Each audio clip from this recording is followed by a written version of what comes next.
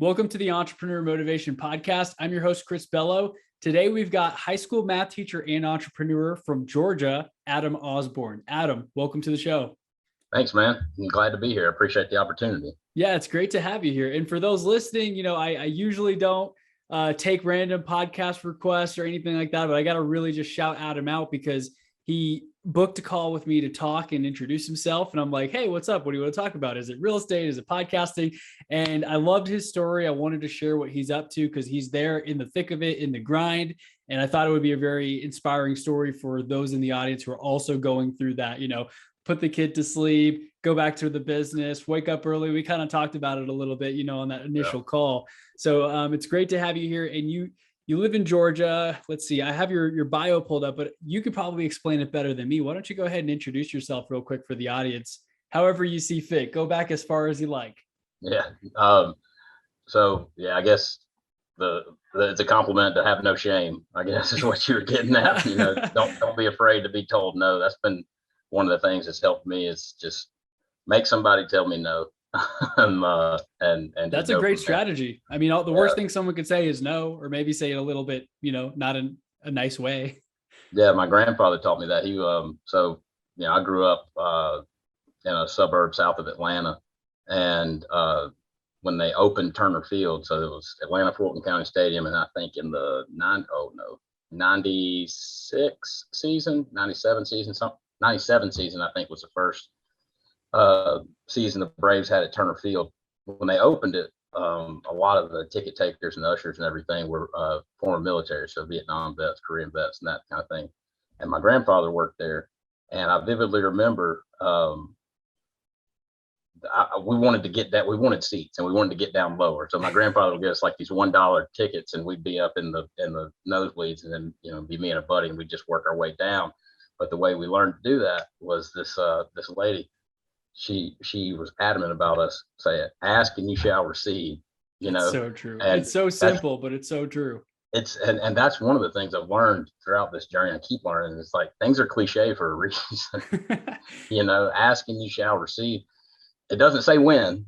You might get told no, but eventually you keep asking. Somebody's going to break down and say, "Yeah, why not?" And absolutely. I appreciate you being that guy. Yeah, because I kind of have gotten to the level where my podcast has passed 1 million total downloads, and I can be pickier with my guests. And part of me is just like, I just want to interview celebrity people with 200,000 Instagram followers. But at the same time, I'm like, I'm not even necessarily at that level yet. I'm still trying to figure it out. So I don't want to act like holier than thou, so to say. Like I like to think I'm a pretty humble, down to earth person, very relatable. And so when we connected, I was like, you seem like a great guy. You're honest. And you told me right away, you're like, hey, if this doesn't sound like you're interested, just let me know. I don't want to waste your time. So I really did appreciate that. But right off the bat, that's a great nugget for everyone listening. The worst someone can say is no. You might as well ask. And it only takes one yes for success, right? Maybe you ask 100 times and you get 5 yeses. Those 5 yeses can lead to more opportunities. So that's a perfect example. You and I talking here right now. So I appreciate you sharing that story. You can learn a lot of stuff from family. Yeah. And I'm sure we're recording the video as well. If anybody sees me look down, I've got my notepad. I'm just making notes about something to come back to. But yeah, putting yourself out there like that, I think that's the biggest leap, the thing that I had to get over.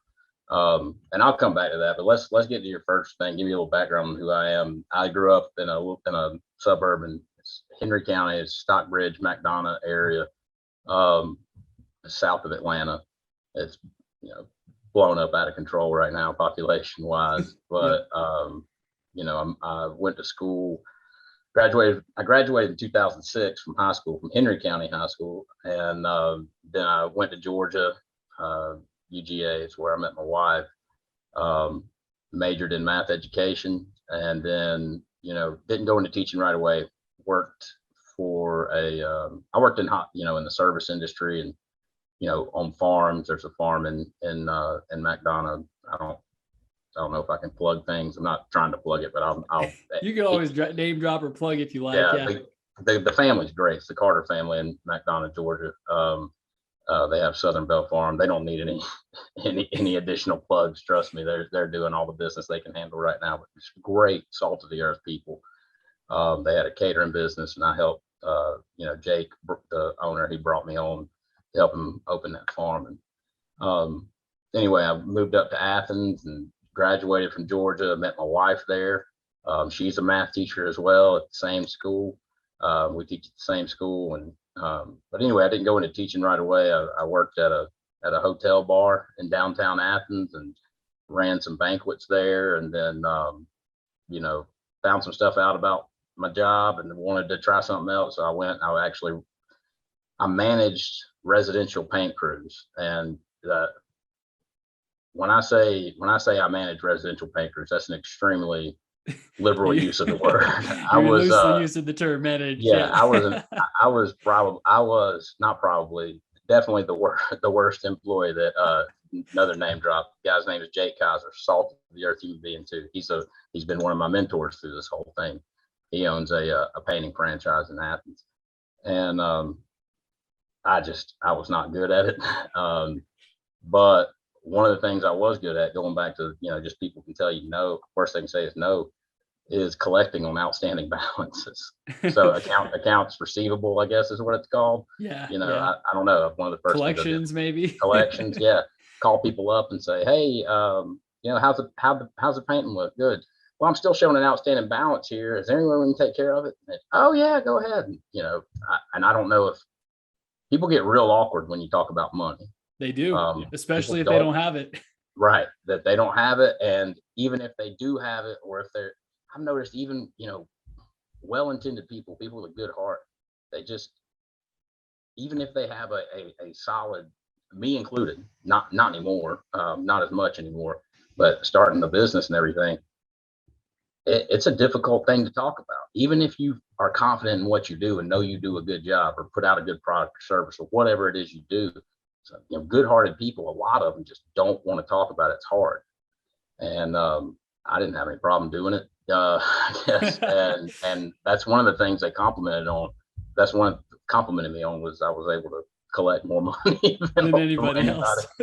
I gotta say, you sounded so genuine. I mean, you are genuine from what I can tell so far of our interactions. So I think that really comes across in whenever your calls with others and you're letting people know, hey, okay, how's everything go? It looks good. Awesome. So I'm showing a little bit of an outstanding balance. It's the way you ask, the tonality, but also just you're not condescending, like, hey guys, you owe us money. It's been 2 weeks. What's going on? You're not approaching it like that. You're just asking really politely in that certain way where maybe their guards aren't quite as high.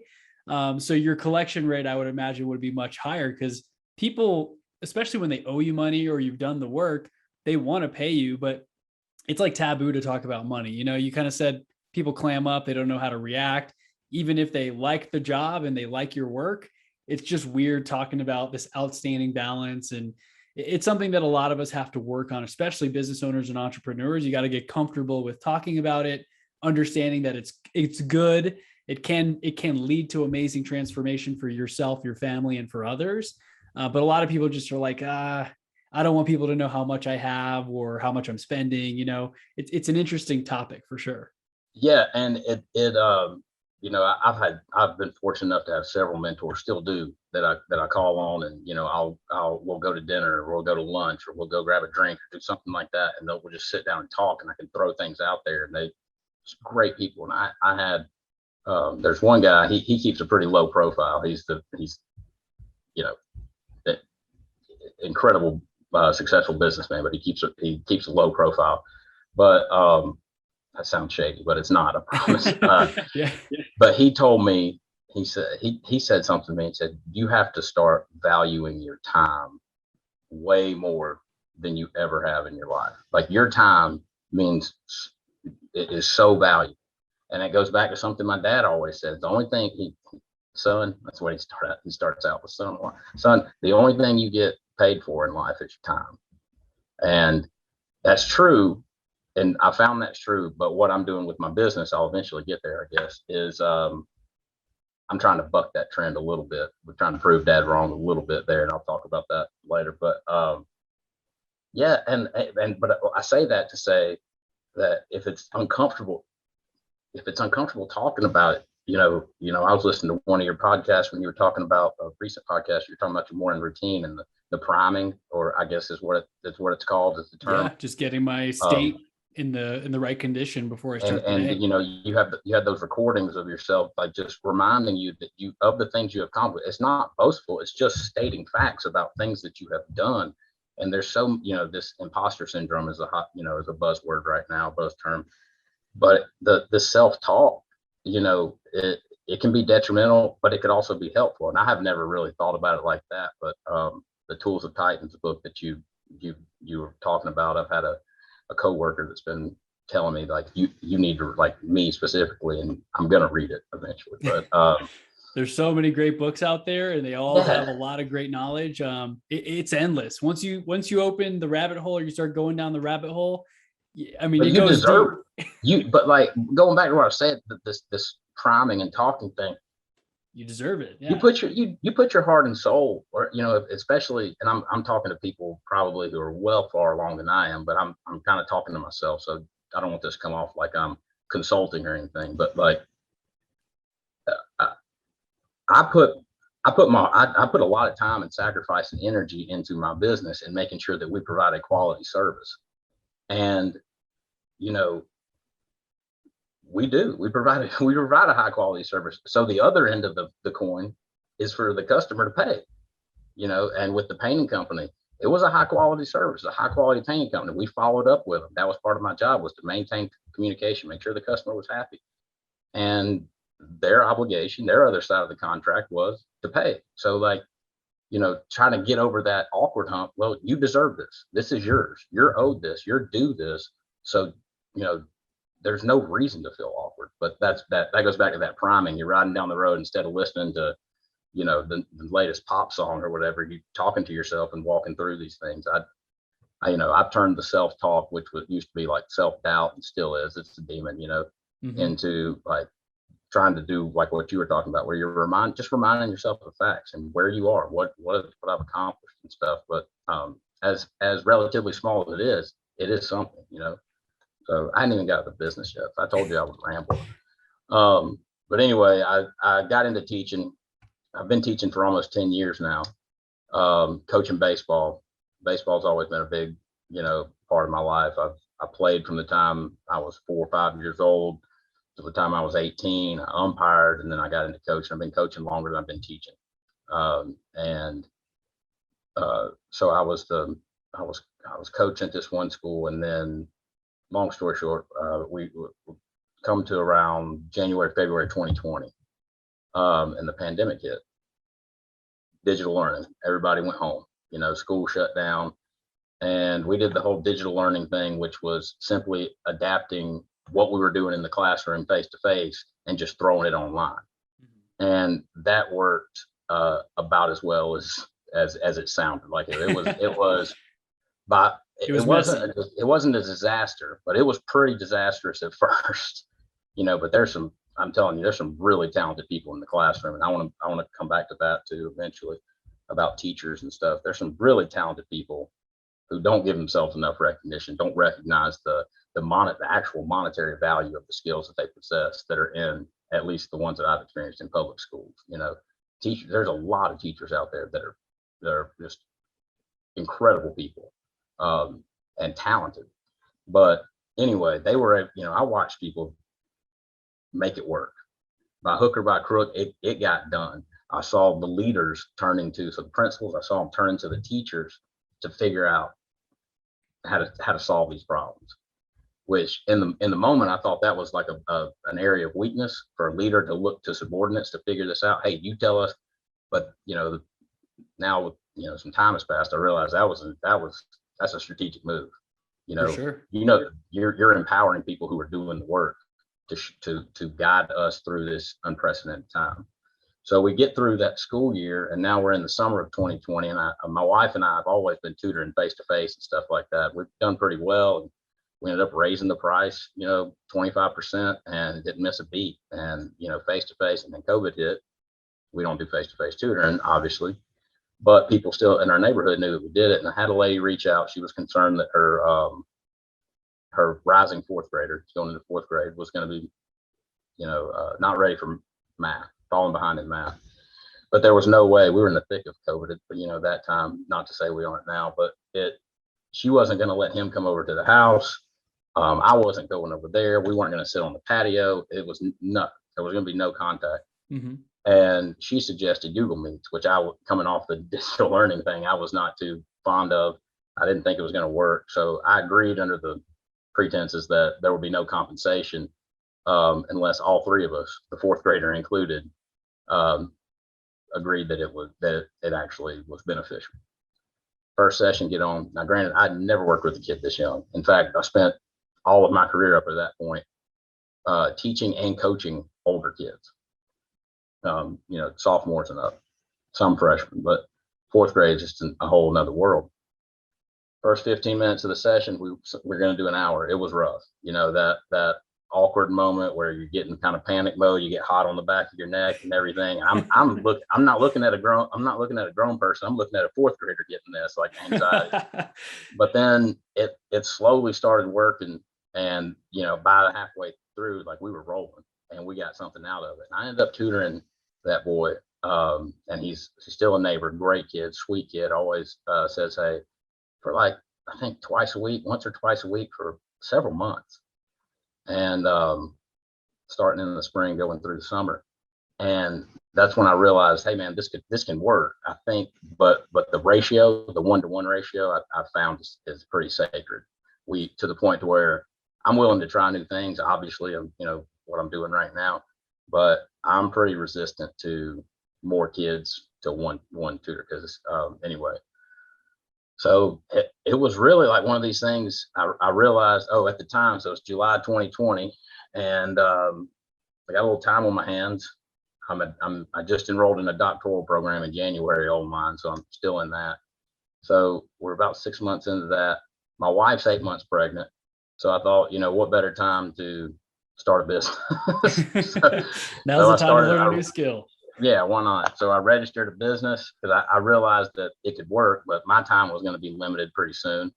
And there's only one of me, and there's only so many hours in the day. But I could end up connecting teachers to people who need tutoring, because we didn't know how long this thing's going to last. We didn't know people were going to go back face to face. I mean, the district that I'm in now went back face to face in August 2020, but the district right next door did not. They never went back face to face in the 2020-21 school year. So everything was up in the air. And anyway, so I started the company. I started my company, Spivey Education Services, and we provide online math tutoring exclusively by real math teachers. So all of our math teachers are certified math teachers. They're full-time math teachers right now. I would take on retired math teachers. If anybody's out there wants to come on board. But there was a few things that just kind of came out organically that I've stuck with, pillars, one of which I'm going to pay my tutors well. So I've committed to the volume game early on. But still, that pricing thing was working on me, like what we were talking about before. Mm-hmm. So it took me a while to figure out that even though I'm playing the volume game, there still has to be some meat on the bone. There needs to be a margin there, because otherwise, like, you'll never get to be playing the volume game. So, the prices have fluctuated a lot. Luckily, I've had very loyal customers, people, the word of mouth thing, and maintain relationships and say, hey, work with me, I'll work with you. I've never raised the price on any individual. So if they came in at some rate, I never raised it on them. To this day, I've got customers that are on the original price, and I make personalized codes for them to put in so that they maintain that price. But I was committed from day one to paying the teachers well. So I start them off at $40 an hour. And there's opportunities to make $50 an hour, and other opportunities, throughout the company for them to earn, wages in different ways. So yeah, that's pretty much it. I will say that, I had got no background in business. I've got no background in web design. I've got even less background in marketing, which I've been extremely humbled by how little I know about that. Digital marketing, forget it. Haven't had social media in 10 years. So I have no voice when it comes to social media. Accounting, I know math, but I like spreadsheets. I like messing around with spreadsheets. I can nerd out on a spreadsheet all day long, but like QuickBooks, nothing. Accounting, nothing. And the cliche, Nike's run away with it now with just do it. But that's been the mentality the whole time. Just do it. Just do something. Move the needle, do something, and figure it out. And now I got a website, and we're I wouldn't say we're rolling, but it's growing. It's growing, and I hit milestones. Like I had a pretty historic milestone happen several weeks ago, and I actually just got off the phone with the customer. But this one customer, so let me back up. My vision from the get-go was not for my role was not to facilitate, not to plug things in, not have people call me. My vision for the whole thing was to be automated. Everything was to be automated. And it's like that's an overarching theme of everything I do is automation. How can we automate this? It goes back to what you were saying about the efficient systems. I think we talked about a little bit this before we started recording was like, what systems you have in place to become more efficient and make the most of your time and everything. And that's been a pillar from the beginning. Automation. In the beginning, in the first 6 months of the company, that first from July to December, it was people calling me through word of mouth, getting my number, people calling me or me calling them or whatever, and them wanting tutoring and me having to explain everything to them, and then going on a Google Calendar, booking it, and making sure the tutor was there and everything, creating the meet, the link, and then they have the session. And that was never my vision, but I always had this automation vision. And in January, I recruited a friend, another tutor, and I'm on like a party line with them. I guess that's an old school term, but like where you can add a line. I got 3 people on one call. All right, you click here, and I still have the screenshot on my phone from when the email came through, the first ever email to where the automation worked. So now the way it works is a parent goes online to my site and they click schedule session now. They choose their tutoring type. So through just natural, evolution, I guess, of the business, now it's on a tiered structure. Pricing's on a tiered structure based on how early ahead you got best savings the earlier you book. Okay. But within that, you can book a half hour, 1 hour tutoring session. Choose your type. You pick your tutor or let the system pick it for you. Okay. And, and the tutors put their own availability in. I don't even put in their availability. So after they do that, they choose their day and time. They can book multiple sessions if they like, or just pick one. They fill out an informational form. They just give us basic information and they pay. At that point, the tutor gets an email, the parent gets an email containing all the details and a Google Meet link. When it comes to day and time for the session, the student accesses the link through the parent email. Obviously, we never collect an email from a kid. Right. And the teacher is on the link. Again, the tutor, this is a real teacher, right? And boom, they're connected. Now your kid has a private one-on-one math tutoring session with an actual math teacher, which is, I don't know, I'm in the education world, so I take for granted what people know and don't know about my world. But like, there's a mile of difference potentially between a tutor and a teacher. A teacher's job, their livelihood depends, is them knowing how to convey information. A tutor might just get you from here to there. Not saying all tutors, not taking anything away from people. They can get you through the assignment, but a teacher could get you through it in a way that's going to prepare you for what's coming next, because they know what's coming next, among other things. But anyway, one thing we've done from the end, after the session's over, they have a session summary.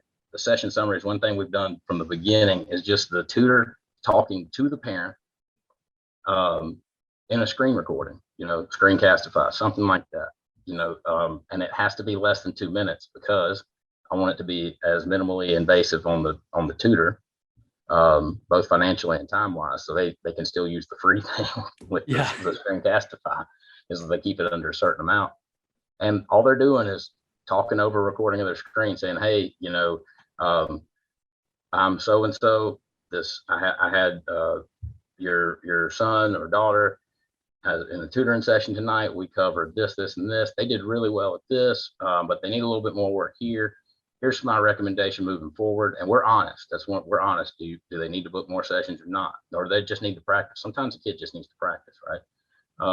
And then they send that right to the parent. We've gotten so much positive feedback from parents because that helps them avoid the patented teenager answer of how the tutoring session go. Fine.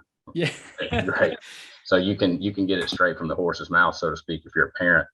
But going back to the automation, here's the beautiful part. I'm proud of myself for this, and this was the vision. The only email I get is confirmation of payment. That's awesome. It is fantastic. So we had a historic event about a month ago, maybe a little bit less. I got an email on my phone. I saw it and I looked at it. It was confirmation of payment, but I didn't recognize the name. And I was confused. I was like, oh, this is a hack. And that was where my mind went. It's like, oh, something's wrong. Then I realized, no, this is historic. This is it was the first customer ever that you didn't know. I didn't know. I had no idea. I could pass them in the grocery store and I would not know the lady. To this day, I could pass her in the grocery store and I don't know. And you still don't know, right? I still don't know. I've never met her. I didn't call. I didn't talk to her ahead of time. Nothing. We've had people book that I didn't know, but I've had to talk to them ahead of time and talk through the process with them. This lady got a referral from a previous customer. Okay. By the way, what happened was she put on Facebook, hey, my kid needs a tutor. And she got a bunch of recommendations. She probably got 15 recommendations, not from my company. She got one recommendation from one lady and she said it was just glowing. Your recommendation was glowing. So I went with that. And that's awesome. Next thing out of her mouth, she's like, the price, it's well, at least it's only through December is what she said. But you know what she did? She paid for it. And I'm not trying to be a consultant or anybody, give anybody advice, but if anybody's thinking about starting a business or in the phase that I am, this real, very infancy stage that I'm in, like, they're either going to pay for it or they're not, but the price is probably not going to be the issue, barring some absurdity, because if people want it, they'll buy it. That's so true. I could speak from if you're anything like me, they probably got more money than you. So they're willing, if they want it bad enough, they're willing to pay for it. I mean, look at iPhones, man. I mean, like you could buy an old beat up truck for what you pay for an iPhone now. The new iPhone, and people, every time a new one comes out, they got to be the first one in the door to trade theirs in and get the new one. Right. I have a perfect example of that. I had a photographer who's doing it as a hobby when I was in Houston, and she's talented. She's got the skill, but she works somewhere else full time and she doesn't really know her value just yet. And so she quoted me for like a session for 1 or 2 hours. I think I paid like $165. So I had this very low bar in my mind where I'm like, oh, that's super affordable. Awesome. And then I move out to Colorado and I find someone on Instagram who's a professional photographer. I get a quote and I'm like, dang, like $1,700 for 30 photos. Like, I had this 165 price anchor in my mind and I thought it over. I looked through her stuff and I'm like, I'm at a place now where yes, I can afford it. And I'm about the quality and the outcome. I'm not worrying so much about, I'm thinking about what's the value? What am I going to get for this? If I post high quality photos that get me even one deal that makes me 10 grand, that is totally worth it. So now I paid that thing without even thinking twice. And I'm about to hire her again for even more photos. You're talking about the $1,700 one? $1,700. Yeah. So, see, and I just wrote this down while you were talking. I've got another mentor, Dr. Holly Ward. She's actually going to be on my dissertation committee. She's going and hopefully defending in January 2023. But anyway, I actually doing my dissertation on teacher entrepreneurs. Okay. she told me something early on, two things. She said, people gauge or make a determination of quality based on price. So I want to ask you something. I don't know. I'm legitimately asking, what kind of background do you have in photography? Zero. Just taking cell phone photos and selfies, so right? so like me too. I've got zero background photography, but I don't even know. I mean, if one picture's blurry and one's not, I can tell you, but like that's not my scene. I don't know good art. I don't know good photography. I don't know that stuff. But the same thing with you. But you automatically determined that because this was $1,700, it's perceived probably value. better than the one that was $200. Exactly. So the perceived quality is higher, but also I could see the body of work. I could judge beforehand.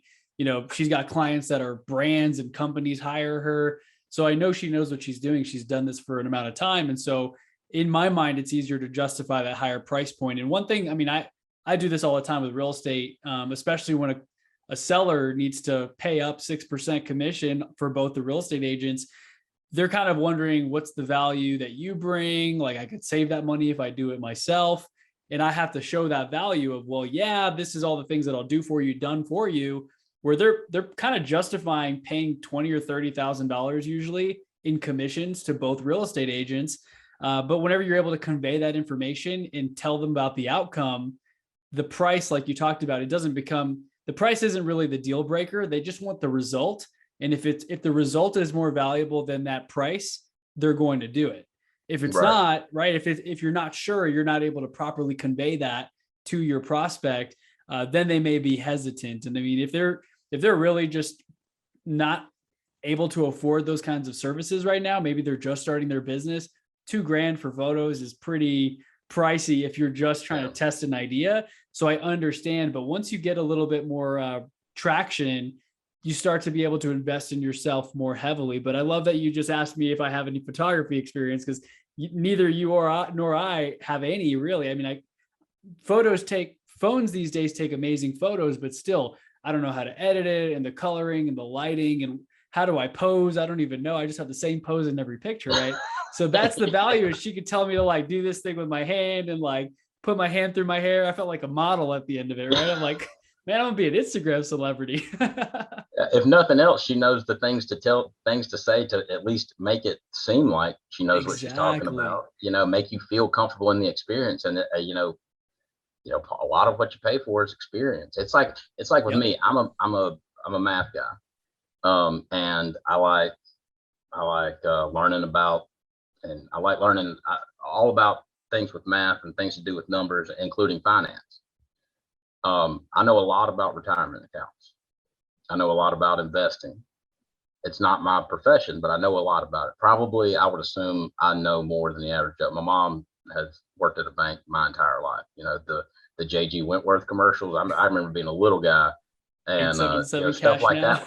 Yeah, I remember being a little guy when stuff like that would come on TV, and I'd be asking my mom about it. Rooms to go. Don't you get the furniture now, you don't pay another thing till like 2050 or something like that. So I asked my mom, like, how do they do that? We would have those conversations. So I know a decent amount about it, but I still pay a large amount in commission fees for somebody else to manage it. And the way I justify it for me in my own personal economy is peace of mind. I quite literally would not be able to sleep at night if I knew I was in charge, like if I was doing like the E-Trade or something like this, where I was managing my own portfolio, because I'm talking about long term, like I have a Roth IRA. Mm-hmm. And if I knew I was in charge of managing that, even though I don't think he's making any moves with it, as far as pulling it in and out, it's a long term investment. Just pay. I'm fine with paying for the peace of mind. And I know how much. You don't have to tell me how much I'm paying in commission fees. You don't have to tell me how stupid it is. I know how stupid it is. I know how the internet works. I could do it. But what people don't know is somebody's own personal economy and how you value different things. And I would lie awake at night thinking about it. And it's so worth it to pay him and just go to bed. Absolutely. Even when I can articulate to you that there's no guarantee that he's not going to lose all my money. Right. At least I know that I got a professional managing that aspect of my life, move on. Exactly. And I've been doing that more and more because I think I've heard someone talk about this. I think it was maybe Ed Milet. A lot of people, they worry about the cost. Like, oh my gosh, what does this cost? What does this cost? But really it's more of an investment in a lot of these areas. And of course we have to be careful as entrepreneurs. Like it's very easy to justify anything as an investment. Oh, that new iPhone, that's an investment. I need good photos, right? Or, I need that nice car because that's an investment. So I can like show that I'm successful. So you got to be careful with that. But I mean, there are a lot of things that we typically associate as costs or expenses that are really investments that are going to pay you back 10 times over, right? So I wish I hadn't cheaped out on photos. If I had done that earlier or invested in mentorship or masterminds earlier, I probably would have, figured things out much more quickly than I did trying to save money and do it on my own. So the peace of mind, like you said, having a professional who can do those things for you, it goes so far, because instead of you having to be the jack of all trades, you're finding a couple of experts to handle certain aspects so you can focus on your key thing right now and the automation of your business. Yeah. And who was the guest you had on recently where she was talking about, y'all led off with, bookkeeping? Danielle Hayden. Yeah. Danielle, talking about getting, I can't give too much advice because I'm not far along in my journey, both time wise, hopefully, and finance wise. But I can say one thing that I did. I did do that. I went and got a business account pretty early on, 3 or 4 months in. Now I did commingle funds, okay, for a couple months after that. And I had to pay for it. Literally, I had to pay for somebody to go in and audit everything because it became overwhelming. It became a burden I was carrying around because I knew I'd screwed up. And not we all do it. Yeah, not nefariously. There was nothing nefarious about it, but I was just in my head, the IRS was going to come after me, over my business that hadn't made any money. But that I did that early on. I wish I had, because I got a credit card. I wish I had known that the way I look at my personal finances can be distinct, can be unique to the way I look at my business finances. For instance, we don't carry a balance in our personal finances. My wife and I, we don't carry a balance on any credit card because I thought I was frugal. She's downright cheap. She puts me to shame, and we don't buy things that we can't afford. That's good. A lot of people can't say the same. But with a business credit card, it's a different mentality though. There, you have credit like that. That's money you can. At least this is the way I look at it. You correct. Feel free to chastise me and correct me if you think I'm doing something wrong. But I look at that as credit, and that's the only way I can, do this thing at my own pace without having to dip into our own personal finances. Which is another thing that from the get-go, I said that this thing will die. It will die quickly if I have to dip into my personal finances. I'm not going to do that, and it will die quickly if I feel like it's putting undue stress on our marriage or our family. Because my son, it begins and ends with him. None of this matters.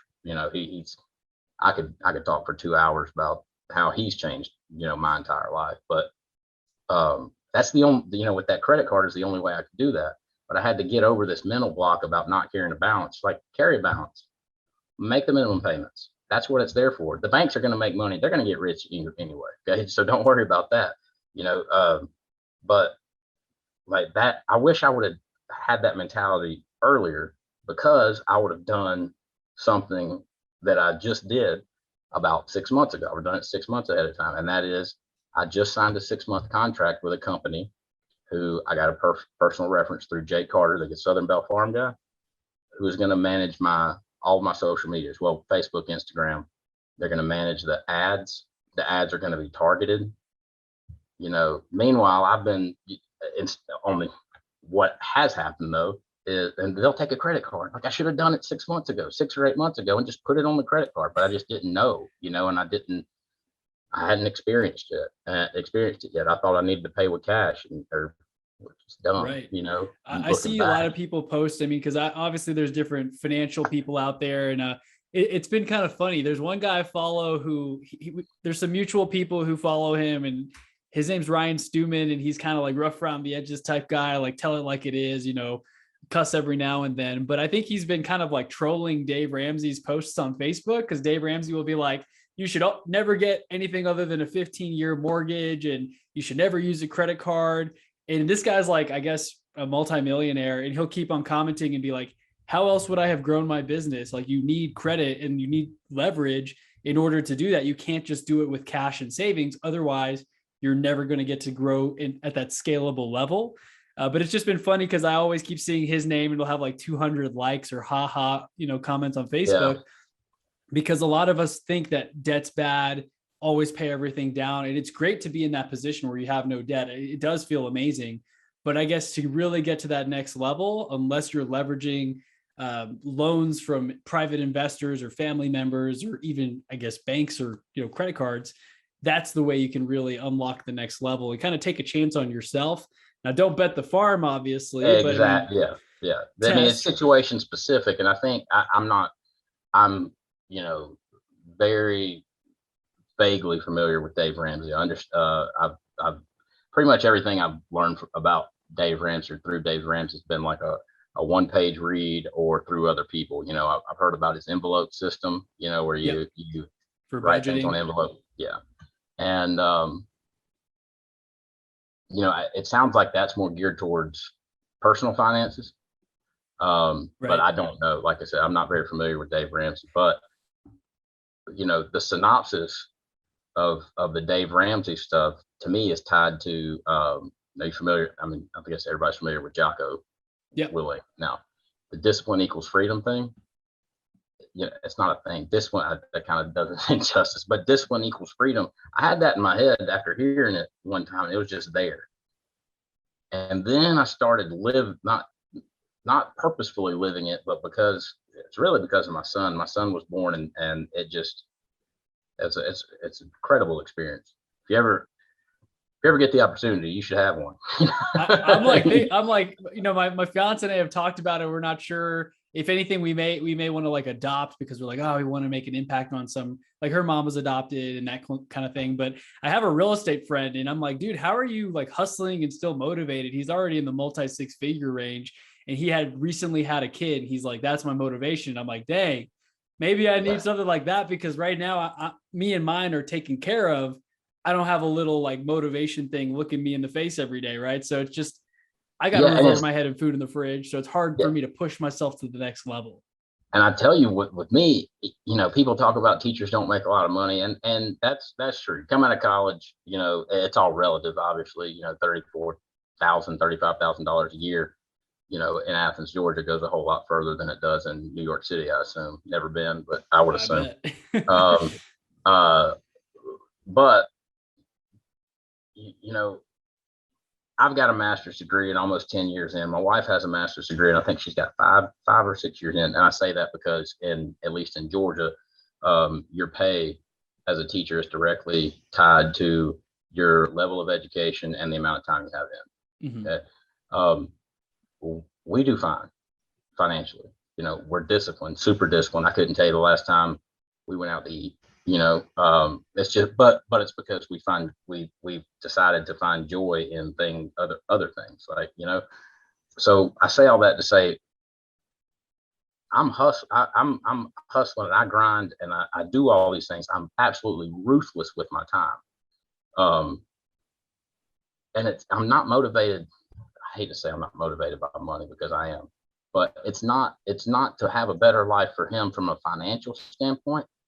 It's more so I want him to grow up seeing dad not talk about it, but be about it. Dad did this, and I watch dad do this, and watch him set goals and put himself out there and work at something and fail and acknowledge failure, reframe the failure, and then get back on the horse and do it again. I want him to see dad living it, so that he knows what it looks like, So I think before my son was born, I think I probably would have been more in the mentality like what you're talking about and thinking about in terms of finances. I want him to have a better life. He's going to be fine. monetary, with money. I'm going to make sure of that, I'll go naked and hungry before he'll go without clothes and food, Yeah. but it's more about what do I want him to see me doing, because whatever he sees me doing is what he's going to end up doing. Yeah, we talked about that on a previous podcast episode, and those guys were motivating me. Adam and Justin, I believe, they were talking about legacy and how that's what they want to leave. They don't want to just make a quick living and have a good life and have a couple of toys. They want to be able to actually leave some sort of legacy when they're gone that lives on, a business that employs other people and feeds other families, takes care of their families for generations. Like that kind of gives you that goosebumps. Cause I don't want it to be like 5 years after I die, that's it. My money goes to whoever the beneficiaries are, and that's it. No one remembers who I am. I want to be down in the history books, right? Like I like to think people who have made a huge impact, they're part of the history books. Like Jeff Bezos, Amazon. I think we all get packages every other day from Amazon at this point. And I feel like when you make that kind of impact, you don't just get forgotten. Maybe 1,000 years from now, I'm not sure what the case is going to be, but all the changes that you make today in the world, it's going to have a ripple effect on, the entire planet, future generations, what's possible, space flight, all those kinds of things like Elon Musk's working on. It's pretty incredible to see, like, wow, that guy, his mission is to fight for our survival on other planets, because he's just thinking that Earth isn't sustainable or whatever. I've heard a few things here and there, but that's like, he's not doing it for $1. Yeah. And he ain't doing that for free. It's great. Well, I'm saying he's got enough money. He's got more money than we can literally count. So now he's on to those bigger mission things. He's trying to actually physically change the world, or even, I guess, the world that we call home. Right. But whereas when you're first starting off, a lot of times people are in that scarcity mindset. They are doing it for the dollar. They're trying to just put food on the table, and they don't want to work for that boss. But I love that you said you have the discipline, you and your wife, because if you do have that discipline, you're not diving into your personal savings and putting everything at risk and not being able to feed your son. You're actually having that discipline with your business account. It's called like a red light, green light game. I read that in the book. It was a millionaire real estate agent book, Red Light, Green Light, where you try to not spend any money until you make a little bit of money. That's how I operate my real estate business, because it's very easy to just say, I'm going to put in $20,000 and see what happens, and then it disappears. Versus, let me try $500 ad spend. What's the ROI? Okay, let's do this. Let's tweak it, right? So you're not shooting in the dark. And I operate that way now with everything. Like, I just got a commission check wired to me yesterday, and I was able to make a couple of, payments and investments that I had been holding off on. So I only try to do that once the money hits my account.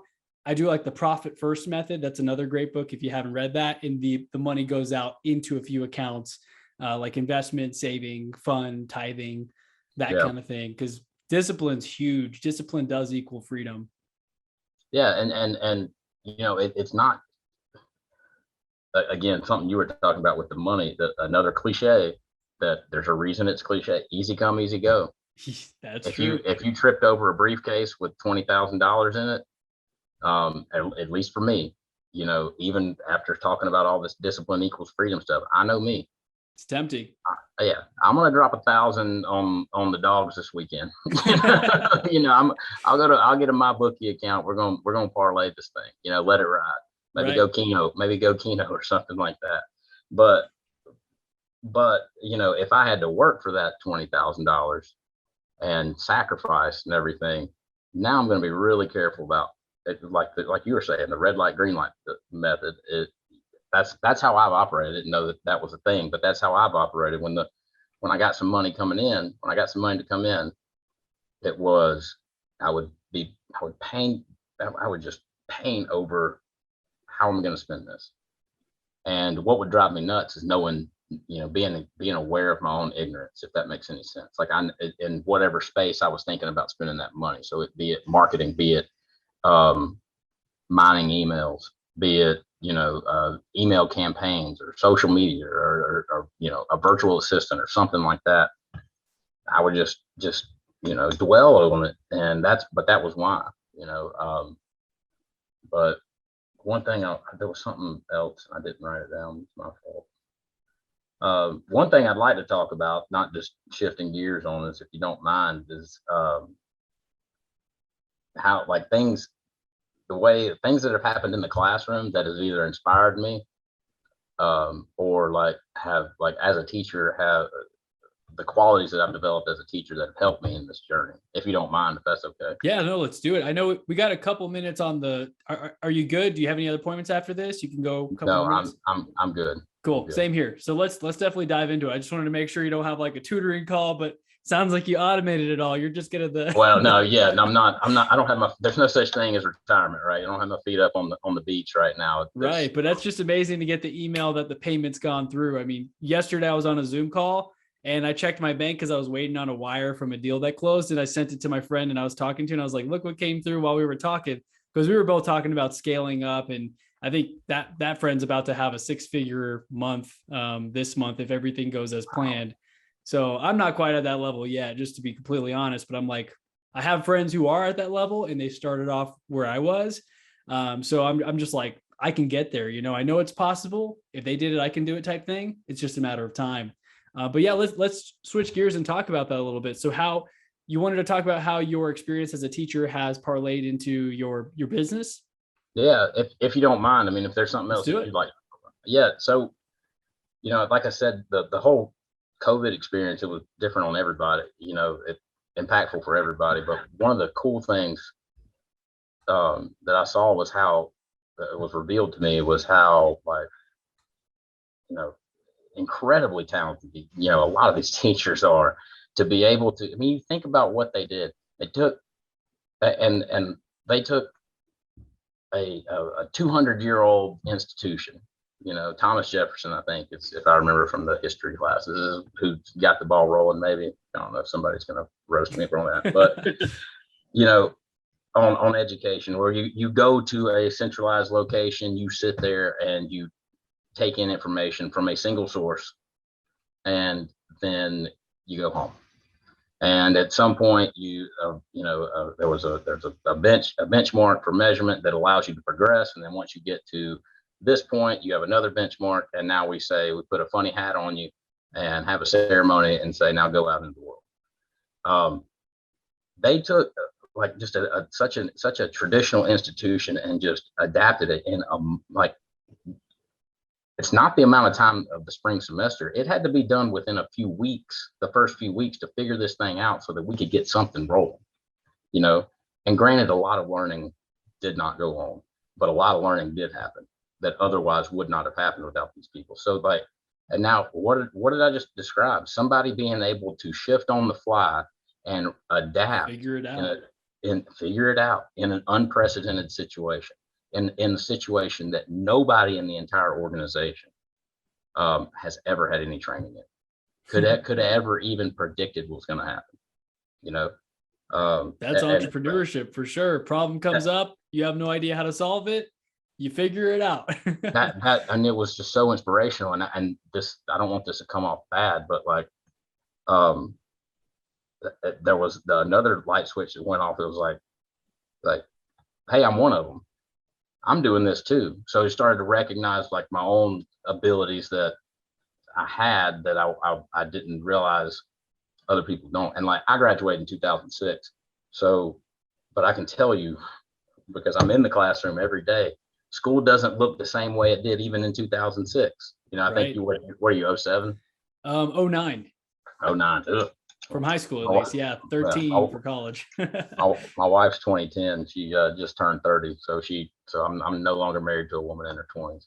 But yeah, so it doesn't look the same.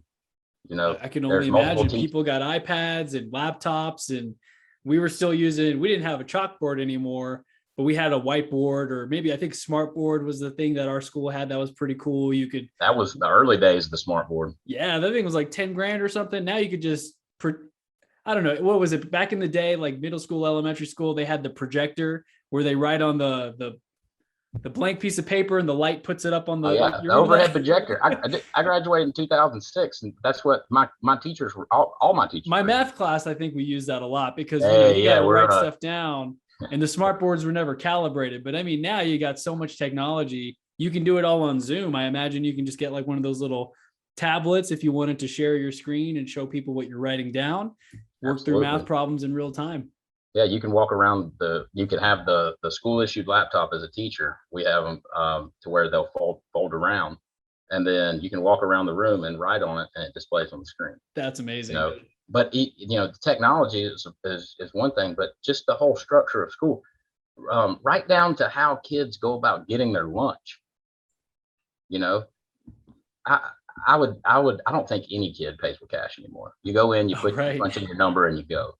And most kids, and at least in around here, a lot of districts, they provide a free breakfast and a free lunch for every kid.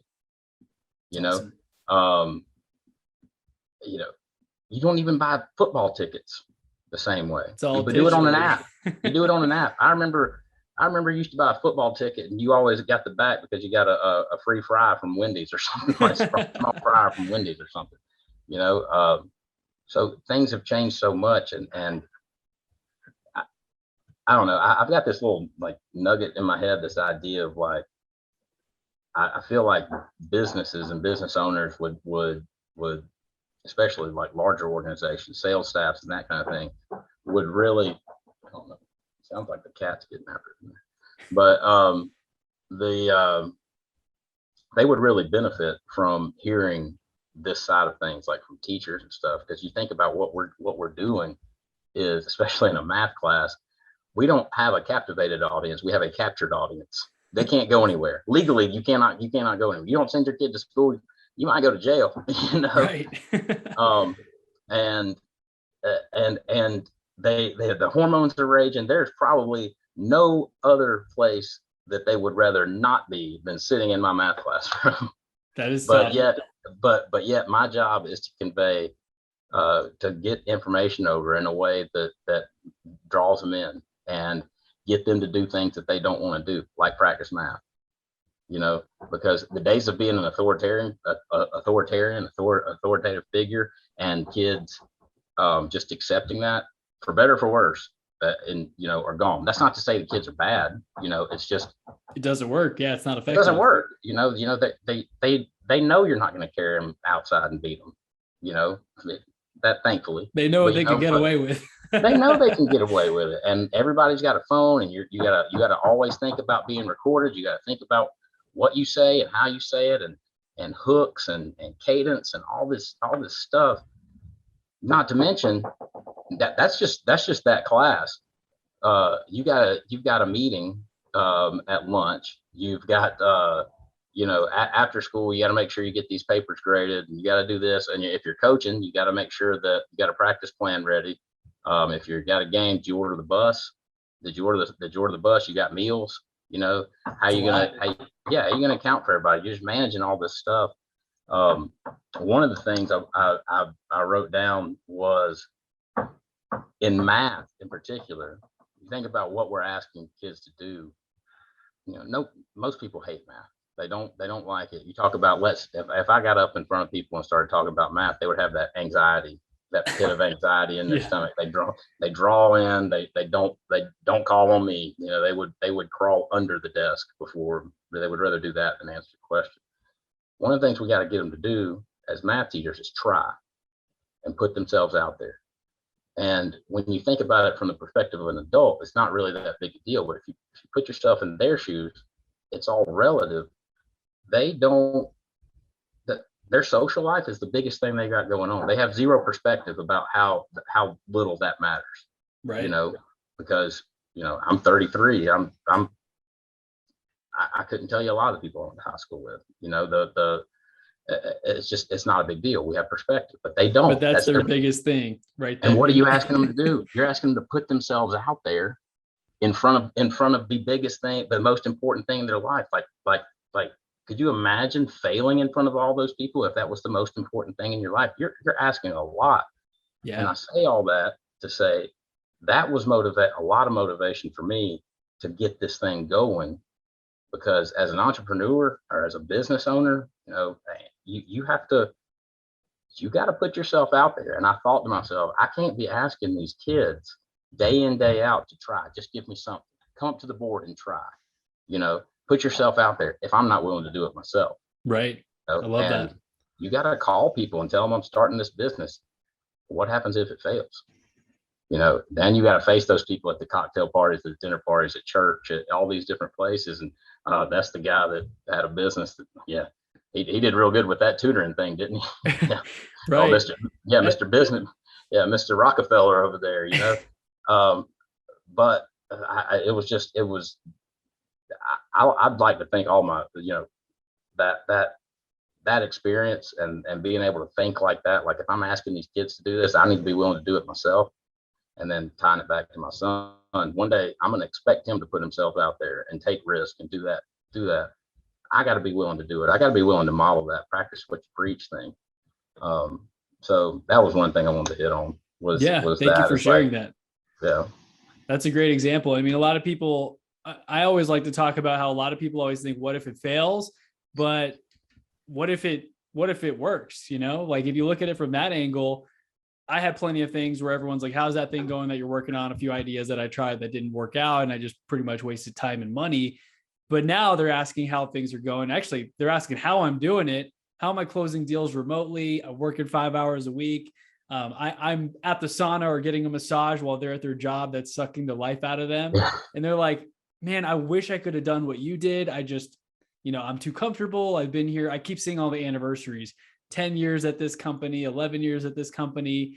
Maybe they got 1 or 2 promotions and they're kind of trying to figure out, how do I get out of that? Because they got the golden handcuffs. They're getting paid every 2 weeks. Life's a little comfortable. They get to work from home a lot of times, but still they've got to wiggle their mouse and log into meetings and stuff that they don't want to be a part of in many cases. And you got to take a chance. You got to put yourself out there. And like you did, you started doing things kind of inefficiently and calling and setting things up, right?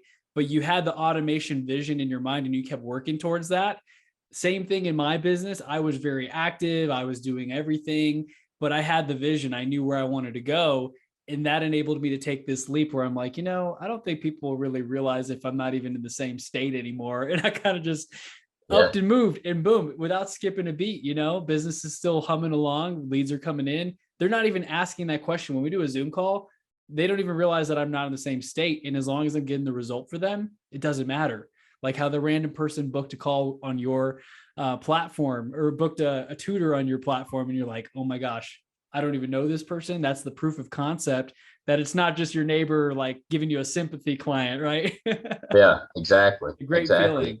Yeah, it is a good feeling. And it's like we said before, we're providing a high quality service. I mean, you tell me what, there's no more intensive intervention when it comes to education than having a one-on-one professional teacher, a state certified, like a college educated to teach teacher, experience. They're one-on-one with you. And it's like,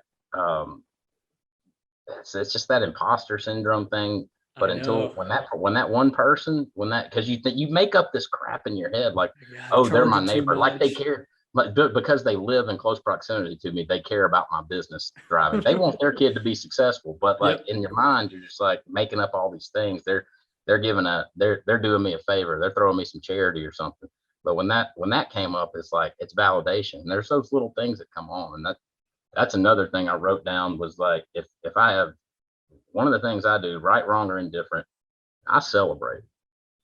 I take time to celebrate a lot. And like, I don't care what it means to anybody else. I don't care if if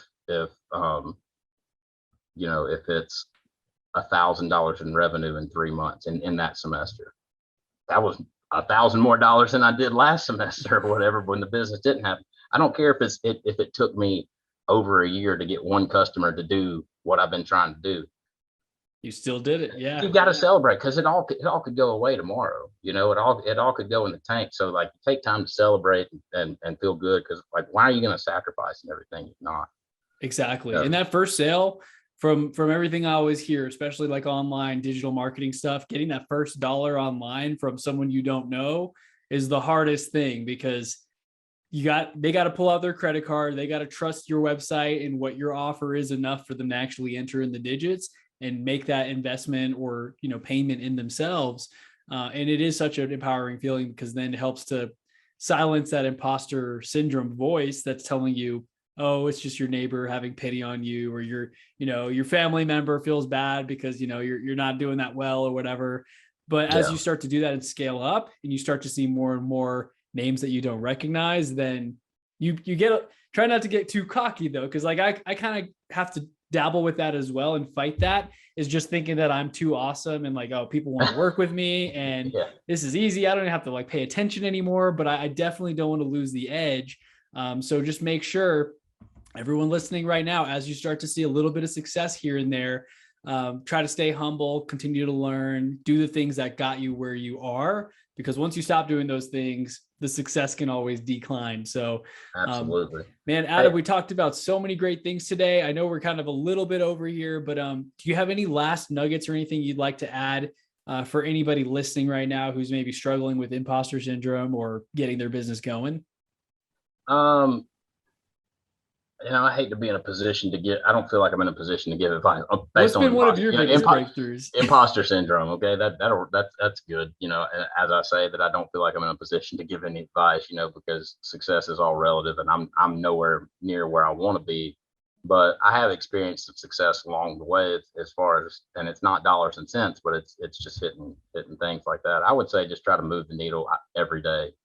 I try to put my head on the pillow every night and know that I did at least one thing to put it to move things, give it a chance to go in the right direction. Exactly. But I do have one thing I'd like to talk about, really two things. One is going to be a shameless plug, if you don't mind. Go for it. That's fine. But before I do the shameless plug, I wanted to talk about one of my favorite topics in math to teach and talk about is exponential growth. And people kind of throw it around, especially people don't know what it is. They'll throw it around. They think they know what it is. But what exponential growth is it's the ability for offspring to produce offspring. So it's growing. Exponential growth is a phenomenon that is growing at a growing rate. So think if it's increasing by 50%, it's not increasing by 50% every time. It's increasing by 50% of the previous total. Mm-hmm.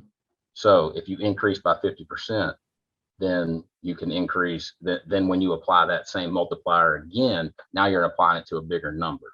Right. 50% of 1,000 is bigger than 50% of 100. Okay. And one of the reasons I like it's so powerful. It's such powerful stuff. It's such applicable stuff for kids, But one thing that I've ended up applying it to is I try to think about it as from a service standpoint. So one thing I've learned about myself, it's been a really reflective process, and it continues to be as far as being an entrepreneur, is that one thing I've learned about myself is how much service means a lot to me. And I want to say this, and then I'll give my shameless plug. When I started, I had a mission statement because I read somewhere that your business needs a mission statement, and it was garbage. I can't even tell you what it was. It's garbage. But over time, I figured out, thanks in part to Dr. Holly Ward again. She gave me some advice. She said it can't all be about the money.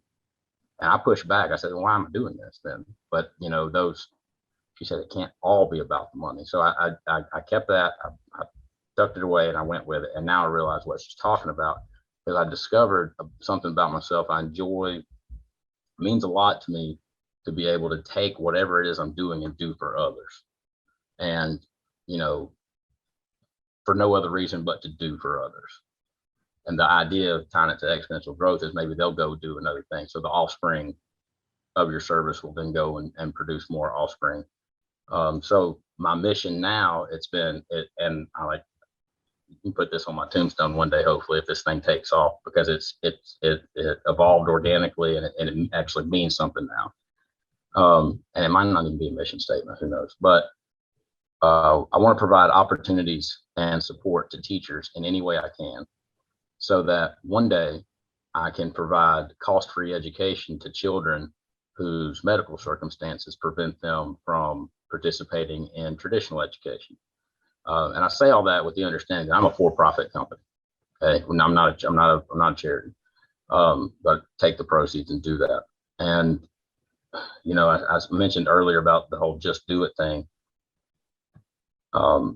just do something. I think in life, a lot of times we create, when we know something is going to be hard, like losing weight or something like that, we create hurdles in ourselves for ourselves. Oh, if I just had a gym membership, then I could lose weight. Or if I just had time, I could lose weight, or I could do this, or I could do that, you know. And I ended up doing that with the service piece, because I started learning about myself that service was something I wanted to do. And that came to mind because it's something I've been holding on to for years, as far as the children's hospitals. They're really going into children's hospitals is what I'm talking about, and just giving them whatever they need, services, tools, whatever. But that obviously takes a lot of financial capital. So I said, one day I'll do that. So I did. Once I have that money, I'll do that. And then what did I do? I was creating hurdles for myself. So within the mission statement, there's a long-term service piece and an immediate service piece. I can support teachers right now. You know, I can throw $150 to Donors Choose but we've done this to close out a round of funding to provide calculators for a teacher in Utah. We've done several things to support teachers now, and the idea is that I'm feeling that I'll just call it that selfish personal need or desire to provide, to serve, that servant's heart in the immediacy, to hopefully one day be able to do the big picture service piece in the long term. So I don't know if that was relevant at all, but anyway, that's what I got. And no, that's great. I love it. Just hearing that why and why you're doing what you're doing. Cause like you said, I mean, that's kind of where I am now. I know there's got to be more than just the money. And I love helping clients, but I'm kind of at that selfish stage where, yeah, I have some, I have a Lamborghini as my wallpaper on my computer, but what really feels better to me, having that servant's heart, is seeing someone smile when you give them $100 and they really need it. And to them, it's like $1 million. That feeling, I would imagine, far exceed just, doing a couple 0 to 60s down the street. Right. Yeah. So I love that you share that, because there has to be more than just the money. There just has to. Exactly. And then the shameless plug I have, SpiveyEducation.com, talked about legacy. Spivey was my grandfather's middle name. He was my hero. One of, if not the most influential person in my life. He passed away when I was 13, but he just a hell of a man. Vietnam and Korea veteran. He's a ticket taker for the Braves, obviously, but he was just a great dude. Sergeant major in Vietnam and Korea. So that's his. I'm through the business. I put his name on it. Now, the legacy gets to live on. He was Jim Knoll, James S. Knoll. The S was Spivey, and so that's his legacy. SpiveyEducation.com. Parents, you can go on there. Teachers, I need teachers like it's going out of style. Set your own hours, your own availability. Work from home. I'll start you at $40 an hour. I pay every 2 weeks. That's amazing. I mean, I think you can get teachers on here pretty quickly. Like my brother's wife, I guess, sister-in-law. I always get confused, but she teaches, I'm not sure which grade, maybe kindergarten or first grade or something, but she's always looking for extra side hustles. And I think she does some nanny stuff. And my brother's a police officer, so he's picking up extra shifts, trying to make a little more income as a side hustle with what they're already doing. So I don't think you'll have any trouble once you spread the word to math teachers of what you're offering. I don't think you'll have a hard time at all getting more on your platform. So everyone go check that out. SpiveyEducation.com. I'll put that in the show notes. Yeah. And it's all the socials are at Spivey Education. And then the very last thing, I promise, I had something fall into my lap several months ago where somebody approached me. I've already done it once, but I want to fine tune and hone in on my process before I really push out this marketing to businesses. I sold. So what I can do is I package my tutoring sessions through access codes and stuff like that, and I can sell them to businesses. So I had a business in Atlanta, a construction business. I didn't get permission to plug it, but I had a construction business in Atlanta. A really good friend of mine. He bought 100 tutoring sessions, and what he's going to do is turn around and donate those to nonprofits. So he's real big into, he likes wrestling and high school sports and stuff. So he's going to donate them to local high schools. Since then I've been in talks with a Fortune 500 company about doing something similar, and them using them for a unique way for employee benefits. I sent a proposal not long ago to a major financial institution in Atlanta that they're interested in using them for employee benefits, member rewards, customer incentives, that kind of thing. So there's that piece. I haven't ironed it out yet, but I'm willing to do the legwork. If somebody is a business owner and they want to do that service piece, I've got the inside. I know how to talk to schools and stuff like that. You tell me what you want to do, who you want to serve, because I mean that's directly impacting the community. Talk about like, and I know I'm saying this as a business owner, like I'm selling, but I'm being genuine about this. You talk about like if you have a business within a community, talking about investing in the community, directly helping kids, bringing access to high quality math tutoring to kids within your community. I mean, like, what That's more? amazing. That's pretty powerful stuff. So hopefully, because that's the future of that community. Investing in these kids is investing in the future. Yeah.